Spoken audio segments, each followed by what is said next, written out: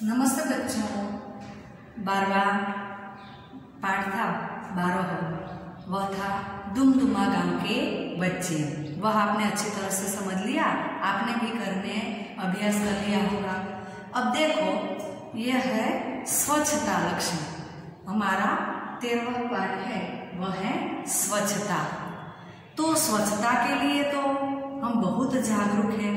हाँ, आप जब स्कूल में पढ़ाई के लिए आते हैं तो कचरा कहाँ डालते हैं? कूड़ेदान में डालते हैं। नाश्ता करने के बाद जो कोई छिलका रहता है, कोई आप नाश्ते में मूंगफली लाए हो तो उनके छोले लेते हैं, वह कहाँ डालते हैं? आप कूड़ेदान में डालते हैं। और स्वच्छता पहले तो हमारे शरीर की होनी चाहिए। किसकी होनी चाहिए?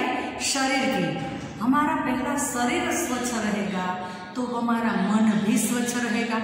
मन तंदुरुस्त रहेगा तो हम अच्छी तरह से जी सकेंगे। अभ्यास करने के लिए जब हम आते हैं तो हमारा पहला मन प्रफुल्लित होना चाहिए, एकदम हमारा शरीर तंदुरुस्त होना चाहिए। तो पहले शरीर की स्वच्छता रहनी चाहिए। तो शरीर स्वच्छ होगा तो ही हम कार्य अच्छी तरह से कर सकेंगे। तो इधर हमारा ये इकाई है, वह स्वच्छता के अनुसार ही बताया गया है। देखो, आपको चित्र भी बहुत अच्छी तरह से दिखाई देता है। और चित्र में क्या है? तो पहले चित्र में आप देखते हैं तो एक लड़का है, हाथ में कॉपी लेकर कूड़ेदान में कूड़ा डालने के लिए जाता है। और एक आदमी जो छत पर खड़ा है वह क्या करता है? रास्ते पे कूड़े को फेंक देता है। ये चित्र देखकर हमें पता चल जाता है कि कौन अच्छा कार्य कर रहा है और कौन बुरा।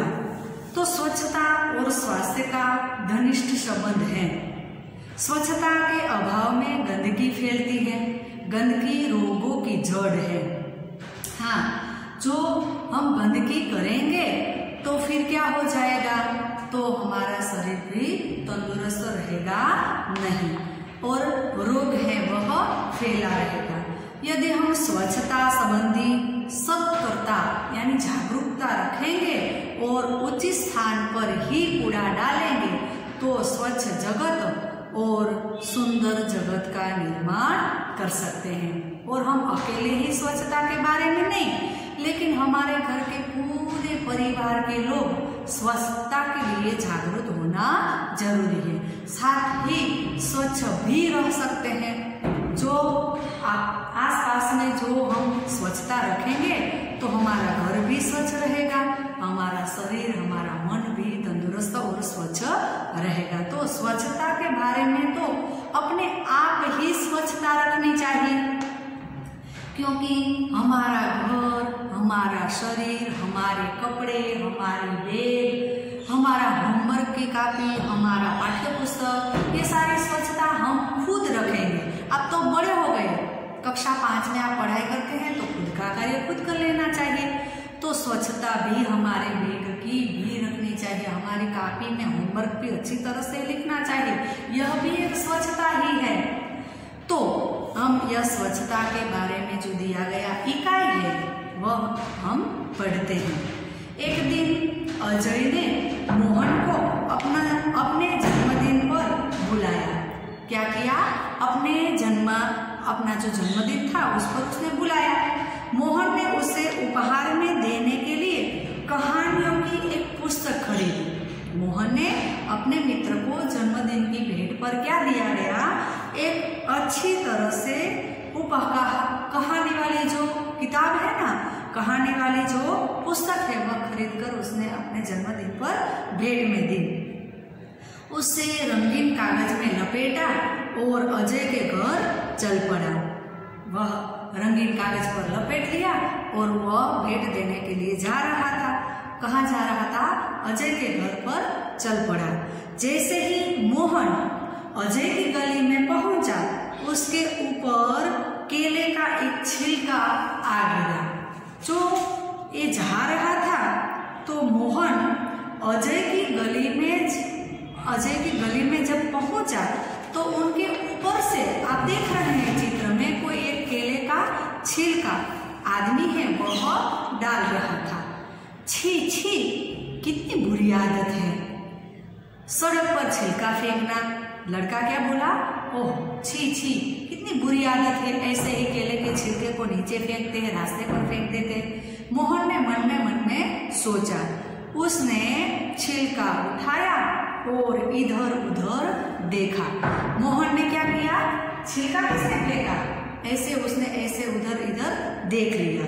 फिर कुछ दूरी पर उसे एक कूड़ादान दिखाई दिया। रास्ते में फेंकने वाला तो दूसरा आदमी था, लेकिन मोहन समझदार था, इसलिए उनके ऐसे छिलके को उठा लिया नीचे से और जहां कूड़ादान सामने दिखाई दे रहा था वहां जाकर उसने डाल दिया। उसने छिलका उसमें डाल तो दिया, बहुत सा कूड़ा कूड़ेदान के बाहर फैला हुआ था। हाँ बच्चे, हम देखते हैं ना तो कभी कभी कूड़ेदान में कचरा डालने के लिए जाते हैं, बहनें या तो भाई हो या तो कोई कचरा उठाने वाला, तब कूड़ेदान के अंदर कूड़ा नहीं रहता और बाहर ही बहुत कूड़ेदान में कूड़े में रहते हैं कचरे ऐसे। वहां मक्खियां भिनक रही थी और चारों ओर गंदगी फैली हुई थी। तो ये गंदगी जहाँ फैलती है वहाँ रोग भी बढ़ता है।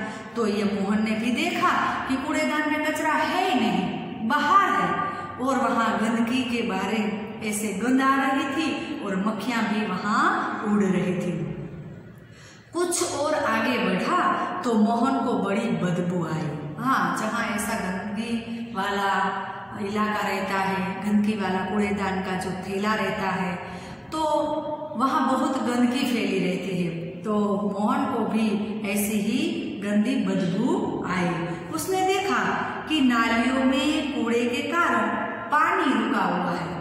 हाँ, जहाँ नाली बहती है वहाँ कोई कूड़ा डाल देते हैं तो कूड़े की वजह से पानी भरा रहेगा और पानी भरने की वजह से एकदम बदबू आने लगी। उसी पानी से बदबू आ रही थी, मोहन को उसी पानी से बदबू आने लगी। मोहन ने क्या किया? मोहन ने नाक पर रुमाल रखे अजय के घर पहुंच गया। अब मोहन है वह नाक में ऐसे रुमाल बंद करके वहां से निकल गया। कहाँ गया? अजय के घर पर जन्मदिन की भेंट देने के लिए। वहां अजय और भी कई मित्र आए हुए थे। अजय के कई सारे मित्र इधर जन्मदिन मनाने के लिए आए थे। अजय ने मोहन को अपनी माँ और पिताजी से मिलवाया। अजय अपने जन्मदिन के बारे में मोहन को अपने माता पिता को मिलवाता है। ये मेरी माँ है, मेरे पिताजी है। अजय की दादी जो बीमार थी तो मोहन उनसे भी मिला। देखो, उनके घर में दादी माँ भी थी, तो लेकिन दादी माँ कैसी थी? बीमार थी, तो उसका भी उसने परिचय करवाया। मेज पर खाने की चीजें रखी हुई थी। हाँ, अजय का जन्मदिन था तो बहुत सारी खाने की चीजें हैं ऐसे टेबल पर रखी हुई थी, जिन पर बार बार मक्खियां आ जाती थी। तो मोहन को तो वही बात याद आती है, कहाँ खाना रखा है और मक्खियां ऐसे गिनगिना रही है। मोहन ने अजय से कहा, ये मोहन है ना, वह देख कर आया था ना, इसलिए उसने अजय से बात की। अजय, तुम्हारे मोहल्ले में इतनी गंदगी क्यों है? हाँ, अच्छी बात सुनाई, क्योंकि उसको पता है कि अभी अभी तो वह ऐसे कूड़ेदान में कचरा डाल कर आया है, पानी का ऐसे नाला भरा हुआ है, मक्खियां वहां उड़ रही है। तो वह अजय को बताने लगा, तुम्हारे मोहल्ले में इतनी सारी गंदगी कैसे है? क्या नगर पालिका इसे साफ नहीं करती? प्रश्न पूछा। हाँ, नगर पालिका वाले इधर साफ करने के लिए नहीं आते हैं। तो अजय की माताजी ने कहा, उनके बीच में क्या बोला? अजय की माताजी आकर बताने लगी, बेटा, नगर पालिका की गाड़ी आया करती है, जगह जगह कूड़ेदान भी है, पर कुछ लोग उनमें कूड़ा नहीं डालते। हाँ, उनकी माताजी ने बताया, कितनी सारी नगर पालिका की गाड़ी आती है और कूड़ेदान उठाकर ले जाती है, लेकिन बहुत सारे ऐसे लोग होते हैं ना, तो वह कूड़ेदान में कूड़ा नहीं डालता, नीचे डालकर आ जाते हैं, तो गंदगी तो ऐसे ही रहेगी। तो वे कूड़ा सड़क पर ही फेंक देते हैं। कई लोग ऐसे ही कूड़ेदान में डालने के लिए वहां नजदीक नहीं जाता, ऐसे दूर से फेंक देते हैं, तो कूड़ा है वह बाहर ही रहता है, इसलिए सफाई नहीं रहती। तो इसलिए जो लोग बिना समझे सोचे ऐसे ही कूड़ेदान में कचरे नहीं डालते, कूड़ा नहीं डालता तो क्या हो जाएगी, गंदगी ही फैली रहेगी। तो यह उसने, उनकी माताजी है, उसने ये सारी बात मोहन को बताई। फिर दूसरे दिन पाठशाला में मोहन ने अपने अध्यापक को यह बात बताई। मोहन को तो वह बात अच्छी नहीं लगी कि सब लोग ऐसे ही कचरा है कूड़ेदान में नहीं डालता, कूड़े है तो अध्यापक ने कहा, तुम ठीक कहते हो मोहन, गंदगी बहुत से रोगों की जड़ है। अध्यापक थे उनके, उसने कहा कि हाँ मोहन, तुम बहुत अच्छी बात बता रहे हो कि जहाँ गंदगी रहती है वहाँ बहुत रोग फैला रहता है। नगर पालिका का काम नगर को स्वच्छ रखना है और नगर पालिका तो स्वच्छता ही रखती है, पर हमें भी नगर पालिका की सहायता करनी चाहिए। देखो, बच्चों की सोच को हम वैसे तो धन्यवाद कहते हैं कि उसने, मोहन ने वह बात को अपने अध्यापक को बताई और कहता है कि जहाँ जहाँ ऐसी गंदगी रहती है वहाँ तो रोग फैला रहता है।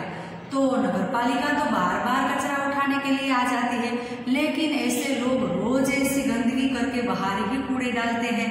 तो नगर पालिका वाली जो गाड़ी आती है उनको हम सहायता करेंगे, हम थोड़ी मदद करेंगे। तो चलो एक दिन हम सब अजय के मोहल्ले में चले और स्वयं सफाई का प्रारंभ करें। उस बच्चे ने सोचा कि जब हम ये मोहल्ले में जाएंगे, सफाई करेंगे, बच्चे को सफाई करते हुए देखकर बड़े लोग भी जो कूड़ा है कूड़ेदान में नहीं डालते, वह क्या हो जाएगा, डालने लगेंगे, उनको भी थोड़ी शर्म आएगी। तो ऐसा सोचकर अध्यापक और उनके जो मित्र थे उसने सोचा कि हम अजय के मोहल्ले में ही सफाई करने के लिए चले जाएंगे। तो इनका जो शब्दार्थ दिया गया है, स्वच्छता यानी सफाई, छिया यानी फल आदि का आचरण, बदबू यानी बुरी गंध, उत्साह यानी उमंग, प्रथम यानी पहला। तो आप अपनी कॉपी में लिख लेना, ये इकाई है, मैं आपको फिर आगे का टास्क जब पढ़ाऊंगी तब फिर मैं पूर्ण करवाऊंगी। आओ जो